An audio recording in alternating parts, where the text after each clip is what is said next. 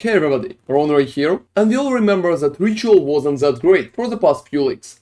However, after all the changes in 3.25, it became much better, because of multiple reasons that I'm going to explain a little later. So now, Ritual can be an amazing supportive mechanic that I already showcased in my other videos, but it can also be a great main mechanic that can help you to get a decent amount of divines per hour with various rewards. Ritual itself is kind of tricky, and there's a lot of confusion around it.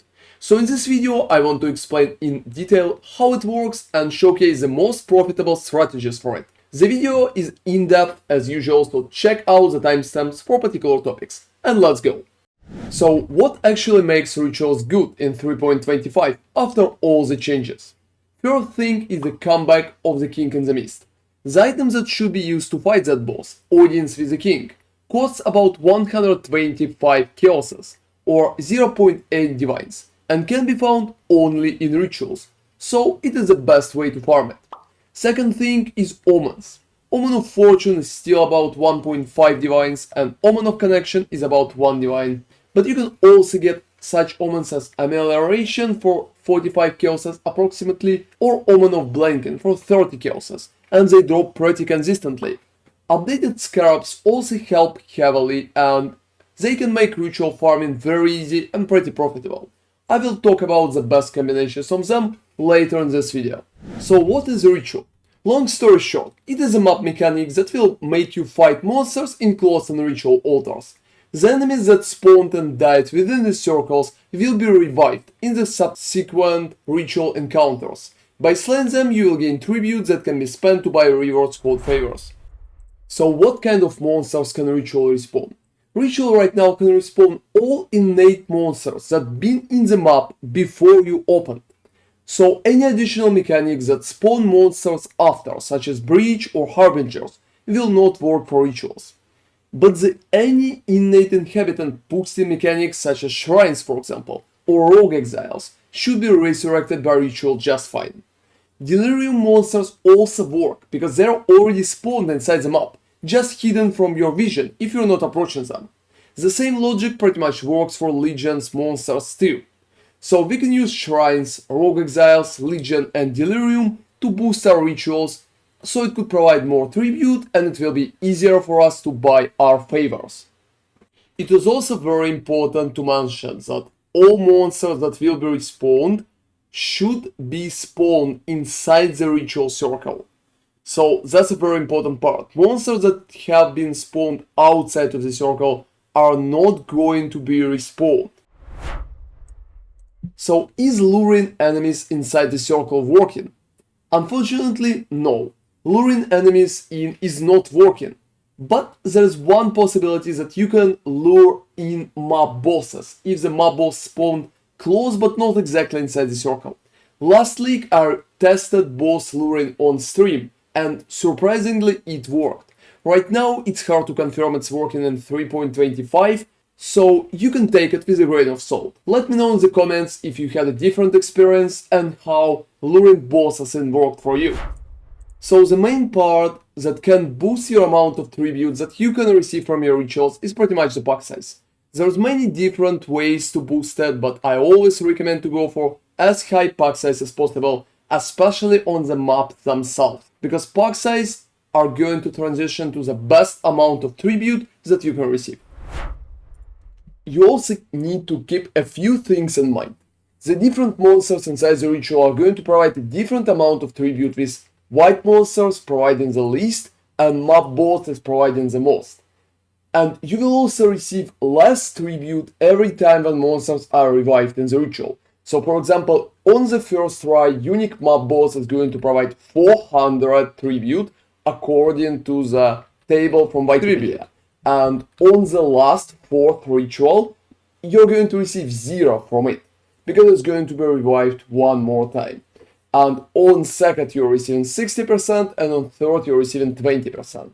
So you can also notice that the difference between unique monsters and white monsters is huge. But most of the time just stacking rares is the best way to boost your rituals, together with obviously taking a map boss in if it's possible. Talking about managing your favor, Since your tribute is heavily limited, you will be unable to buy all potentially good items, especially with up to 5 rerolls that you will have. So instead of buying items, you need to just defer them instead. When you're deferring an item, you're paying a fee and keeping them in the ritual pool, so they can reappear again later, while also lowering their price by a certain amount. Deferring a lot of items that you will want to buy later is the best current strategy for ritual farming, and you need to defer most of the item consistently. Another important thing, and the way how you can defer to avoid losses. Perfectly, you need to defer items every time when they appear in your ritual, because you are lowering item price with every defer. But if you're not deferring a particular item, the price rises back, and you're losing extra tributes that you already paid on the previous time. Therefore, you will need to try to defer items in every map when you see them to avoid such losses. So another important tip. When you are rerolling, you also will need to have at least 5k tribute after the last reroll. So last reroll usually costs about 1,500, a little less, and you will need to have at least 5k after that.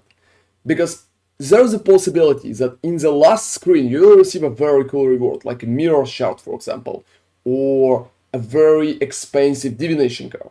And you'll need at least 5k favor to pretty much defer it and to make sure that you're going to see that again. So it's very important to have that 5k favor, otherwise you could miss a pretty big price here. So another great question is what exactly you need to defer or buy and how to profit from the whole ritual thing. So generally you need to start with Audience with the Kings because those are pretty expensive.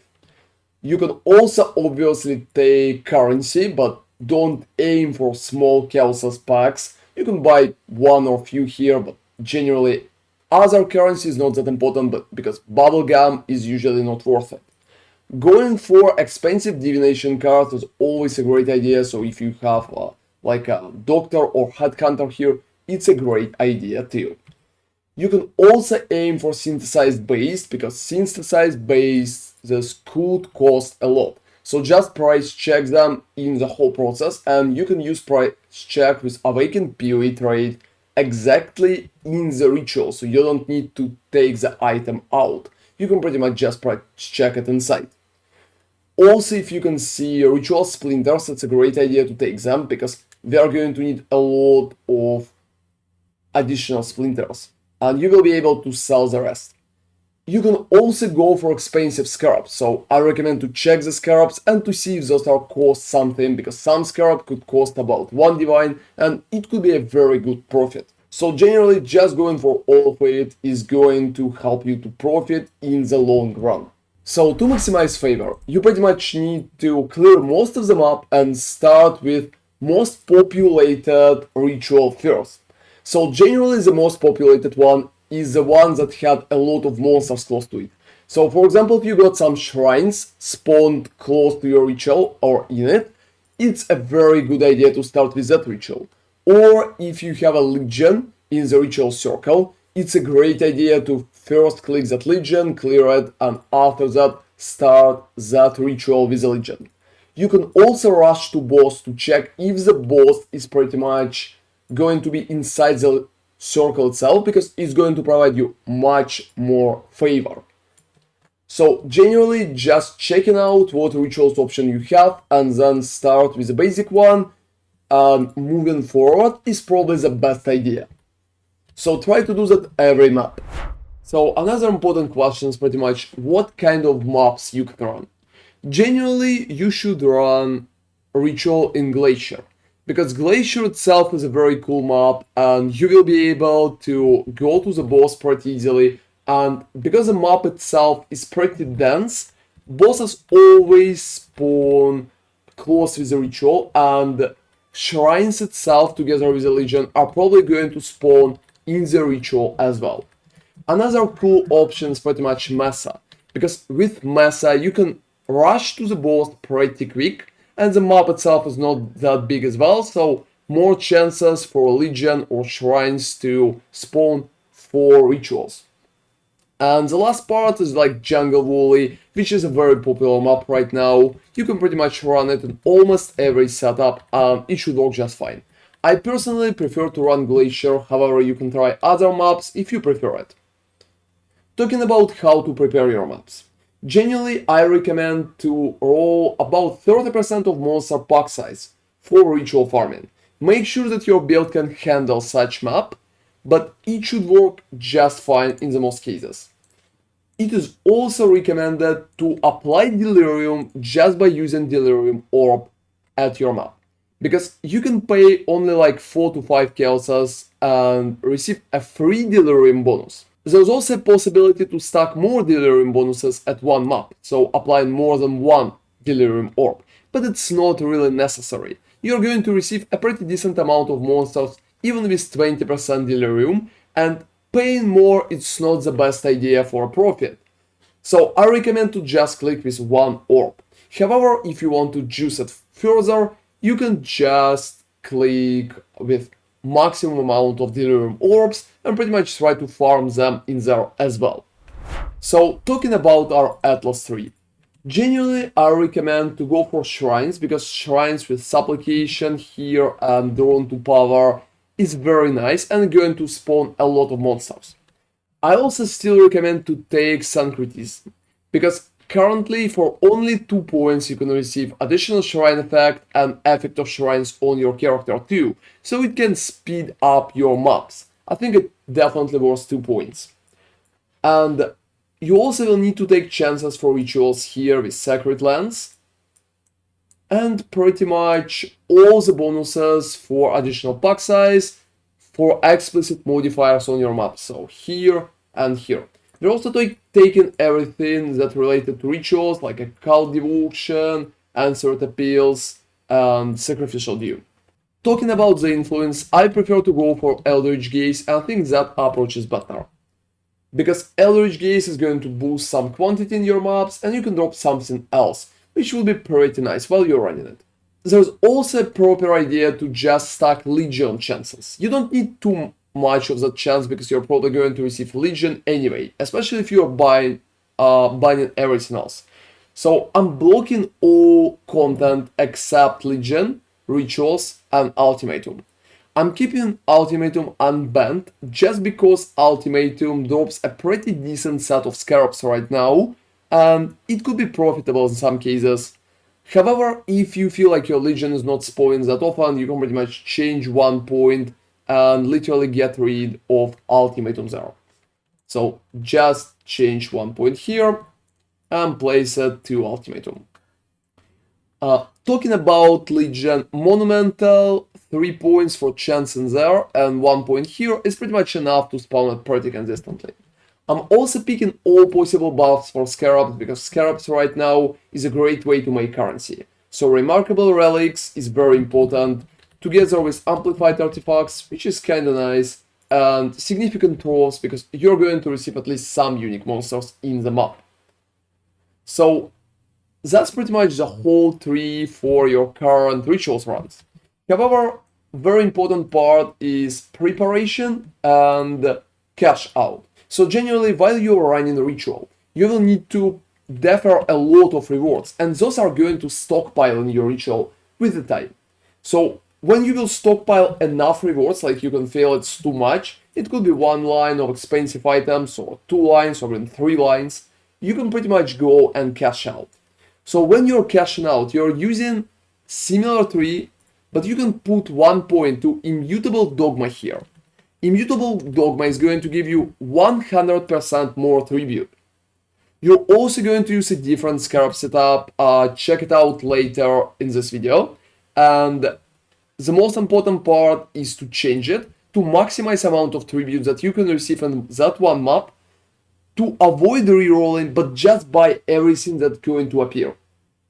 So generally, you need to reroll as often as possible to defer as many items as possible and cash out when the time comes.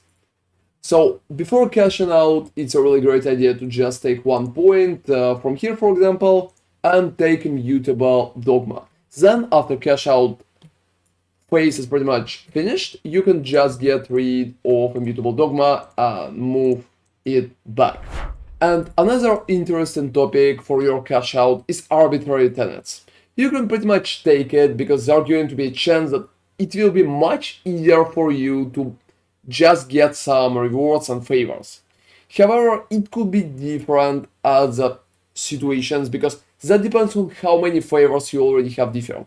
If you have a lot of deferred favors, I recommend to take arbitrary tenets here, and it could help you a lot with buying them, because if about half of them will cost less and half of them will cost more, you can just buy the ones that will cost less. However, if you don't have a lot of favors and you still want to cash out, I recommend not to go for arbitrary tenets, because that could ruin your cashing out stage completely. So just go there if you have crazy amount of stuff deferred and at least 2 lines at the minimum. So talking about your Scarab setup for your maps. For example, here I have a pretty decent glacier. What would be a very good Scarab setup for preparation? So Ritual Scarab of Selectiveness is the best Scarab for preparation.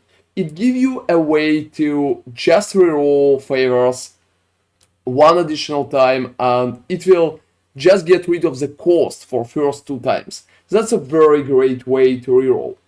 So generally, using 2 Scarab of Selectiveness is absolutely necessary in almost all ritual farming strategies right now. The next step is pretty much using Ritual Scarab of Wisp. Ritual Scarab of Wisp is going to give you 70% increased tribute if you will be able to stay in the circle with a little flying wisp. You can see it on the screen right now. It's a little hard to find, but you need to just stay as close as possible to it, and you're going to receive 70% increased tribute, which is absolutely amazing for 1 Scarab. So Ritual Scarab of Abundance is pretty important too. And it's very important to mention that you don't need to use 2 Ritual Scarabs of Abundance. There's a few reasons for it. So first reason is pretty much the price of Abundance by itself. It costs about 12 chaoses, and paying it 2 times are going to raise the amount of currency that you are spending in each run significantly. So I definitely don't recommend it. And also, sometimes amount of rewards in the ritual is going to be overwhelmed if you will use 2 Ritual Scarab of Abundance, especially if you deferred a lot of rewards already. And all the items that will not fit in your screen are going to be completely lost. As you can see in that setup, with 1 Scarab of Abundance, I already have almost full menu of ritual. So generally, if I would use 2, I would lose some items because it would go completely full. So last part of the Scarab is absolutely open. We have 2 selectiveness here, Wisps and Abundance. But the last Scarab could be different. Generally, there's a few options. Anarchy Scarab is a pretty decent idea because Rogue Exiles can spawn inside the rituals and they're going to provide you some tribute. Another option is pretty much Scarab of Adversaries. That one is very cool. It's going to spawn at least 4 packs with mirrored rare monsters, and the chances that those packs are going to spawn inside rituals are very high. Another option is Domination Scarab, because more shrines are always good, and that's one of my favorite options, to be honest. Domination Scarab costs almost nothing, and it's so easy to use. It can also speed up a map for you, because shrines can provide some additional survivability or damage. The next option, Scarab of Monstrous Lineage, is going to give you magic pack size, which is always good for stuff like ritual. And the last part is Legion Scarab, so if you don't have Legion in your Atlas trio, it's not spawning consistently, you can pretty much take the Legion Scarab here. So personally, most of the time, I use Scarab of Adversaries or Domination Scarab. So those 2 are my favorites. However, the rest is viable as well, don't hesitate to do that. And at your map device, you also need to always take Domination, because you don't really need quantity for running rituals that often. Quantity is nice, but it's not that important. But getting additional monsters with 3 additional shrines is just an amazing bonus that I always recommend to everybody. So take Domination here. And don't forget that Eater of Worlds is pretty much the influence that you should go for. So talking about the setup for cash out. Generally, you will need to use Blood-filled Vessels, and at least 4 of them, together with Ritual Scarab of Wisp, because it's going to increase the amount of tribute. And Blood-filled Vessels are going to add a lot of monsters to your ritual. That way you will be able to receive a crazy amount of tribute from like 60 up to 200k, and you will be able to buy all your favors that you've already been preparing. So just the Scarab of Wisps and Bloodfield Vassals is your best pick. For Bloodfield Vassals, I recommend to pick ones with many unique monsters. That one is not that good, however, you can definitely aim for a better one, for example, from tier 17 maps. And most of them are pretty much worth it for the buyout. The map stays the same, so just use Delirium and high pack size. And Domination is probably the best option too. There is also one small trick that you can use. While you have your ritual menu open, you can pretty much click on Apply Item Filter, and it would help you to check what kind of items you currently have in your ritual. It should help you to sort items in the ritual much faster. So talking about how much profit you can expect. Generally with rituals, the profit is not stable. You will need to run some maps to pretty much prepare your main stage, and after that you will need to cash out. If you're going to cash out like once in a few hours, on average you're going to make a decent amount of divine per hour. I think you can go from like 5 to probably 9 or a little higher divines per hour. And you can also get a jackpot loot, such as an apothecary card or a divination card for Nemesis, for example, or any other option. You can also receive like mirror shard in the ritual, or even mirror itself, chances like very low, but there's still a possibility. So rituals always will be a jackpot strategy. It still can provide a very decent, stable profit with audiences, some currency, and basic divination card, together with blood vessels. So right now it's a very decent approach to farming, and you can run it without worrying. You can also combine it with other mechanics to pretty much rise your profitability, because there are nice combinations for it, like for example Rogue Exiles always combine very good with rituals, or stack deck farming. However, I think even like a main mechanic, ritual could be very profitable right now, and you can run it just fine. So that's been my in-depth guide for ritual. I really hope that you enjoy that and that you like the approach. Thank you very much for watching as usual, and subscribe for more RPG content. See you next time. ronarray out.